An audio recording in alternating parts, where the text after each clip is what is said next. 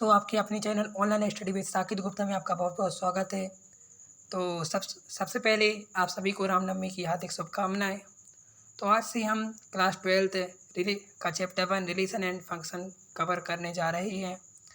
तो आज मैं आपको कोई परिभाषा जो 12th क्लास में आपको सबसे पहले संबंध के प्रकार दिए गए हैं वे वो सब नहीं बताऊँगा। सबसे पहले हमें इसका बेसिक तो जाने कि होता क्या है। जिन लोगों ने क्लास 11th में अच्छे से नहीं पढ़ा है उनके लिए एक और मौका है रिवाइज करने का। तो सबसे पहले हम रिवाइज करते हैं। देखिए उपसमुच्चय क्या कहलाता है। तो यदि समुच्चय ए और बी इस प्रकार हो कि ए का प्रत्येक अवयव बी में हो। अब समुच्चय सबसे पहले हम समुच्चय बता देते क्या होता है। वस्तुओं का एक सुपरिभाषित संग्रह या समूह समुच्चय कहलाता है। जैसे अंग्रेजी वर्णमाला के अक्षरों का समुच्चय। तो समुच्चय तो आपने वैसे भी बहुत अच्छे से जानकारी प्राप्त की है क्लास 11th में। तो समुच्चय अब आता है उपसमुच्चय। तो यदि समुच्चय ए और बी इस प्रकार हो कि ए का प्रत्येक अवयव बी का भी एक अवयव हो तो समुच्चय ए को समुच्चय बी का एक उपसमुच्चय कहते हैं। और इसे देखिए ये है इसका निशान, इसके द्वारा इसे दर्शाती हैं। जैसे कि मान लिया हमारे पास एक सेट दिया गया है 1 3 5 दिया गया जिसके अवयव 1 3 5 है और एक दिया गया बी जिसके अवयव है 1 2 3 4 5 6 7 8।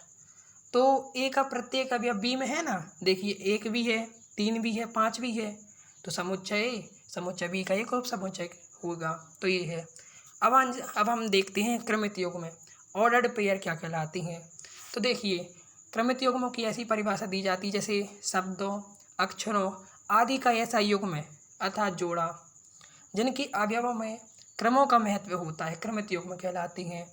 और इसे ए कामा बी जो ब्रैकेट के अंदर से दर्शाती हैं। उदाहरण के तौर पर जैसे क्रमित युग्म 3 कामा 4 और 4 कामा 3 भिन्न है। क्यों? क्योंकि देखो यदि आप इन्हें संख्या रेखा पर आपने तो संख्या रेखा 9वीं से पढ़ते आ रही हैं। संख्या रेखा या निर्देशाक्ष पर दर्शाएंगे जब हम इसे ग्राफ पर तो 3 कामा 4 की और कोई पोजीशन आएगी और 4 कामा 3 की और कोई पोजीशन आएगी। तो ये क्रमित युग्म में भिन्न है समान नहीं है। फिर आता है तीसरा कार्टेशियन प्रोडक्ट अर्थात कार्तीय गुणन क्या कहलाता है। देखिए तो ये है कि माना कि ए और बी दो अरिक्त समुच्चय हैं तब सभी क्रमित युग्मों ए कामा बी के समुच्चय को जहाँ ए बिलोंग्स टू ए और बी बिलोंग्स टू बी तब उसे ए और बी का जो समुच्चय बनेगा तो उसे कार्तीय गुणन कहेंगे। जैसे कार्तीय गुणन में क्या होता है यदि हमें दो समुच्चय दिए गए हों तो पहला अवयव जो रहेगा वो समुच्चय पहले वाले का रहेगा और दूसरा वाला जो रहेगा वो दूसरे वाले का रहेगा दूसरे वाले समुच्चय का। जैसे उदाहरण दिया गया है कि ए बराबर दिया गया है 1 कामा 2 और बी बराबर दिया गया है 2 कामा 3। तो ए क्रॉस बी में कितने अवयव आएंगे पहले तो यही हम जान लेते हैं। तो यदि हमारे पास ए में पी अवयव दिए गए अर्थात 2 अवयव दिए गए हैं जैसे अभी इसमें उदाहरण में और बी में क्यू अवयव हों तो ए क्रॉस बी में पी क्यू अर्थात गुणा कर देना आपको। जैसे 2 हैं इधर पर देखिए ये 2 हैं और ये 2 हैं तो 2 2 4 अर्थात हमने क्रमित युग्म में कार्तीय गुणन में 4 अवयव आएंगे। तो देखिए सबसे पहले अब कार्तीय गुणन में पहला अवयव जो रहेगा पहले वाले समुच्चय का रहेगा और दूसरा वाला अवयव दूसरे वाले समुच्चय का रहेगा। तो देखिए जे अब 1 है इसका 1 के साथ में इसका 1 है ये और ये बी वाले के साथ में 2 अवयव है तो 1 कामा 2 1 कामा 2 और 1 कामा 3 बना लेगा। इसी प्रकार से 2 को देखिए 2 तो ये 2 कामा 2 और 2 कामा 3 इस प्रकार से आपका एक कार्तीय गुणन बन जाएगा। अब हम थोड़ा और ये भी जान लेते हैं कि प्रांत क्या कहलाता है डोमेन। तो क्रमित युग्मों के प्रथम घटक के समुच्चय को हम प्रांत कहते हैं। जैसे प्रथम घटक जैसे देखिए ऐसी उदाहरण मैंने लिया है। देखिए क्रमित युग्मों का पहला घटक है 1 2 2 1 ये रिपीट हो रहा है ना।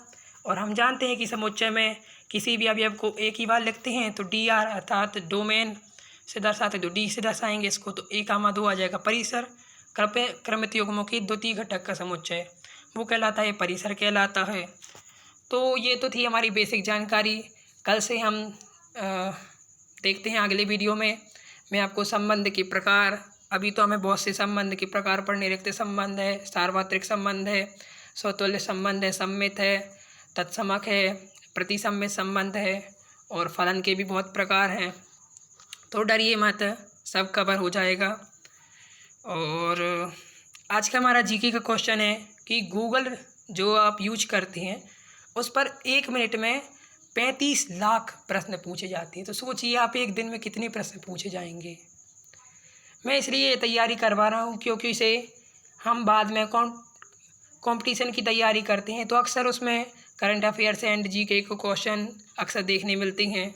इसलिए अभी से हमारी नींव मजबूत हो, जिससे हम बाद में अच्छा प्रयास कर सकें और अपने लक्ष्य को प्राप्त कर सकें। इसी के साथ धन्यवाद। अपने दोस्तों को भी मेरे चैनल को सब्सक्राइब करने कहिए और मेरे चैनल के साथ बने रहिए। धन्यवाद।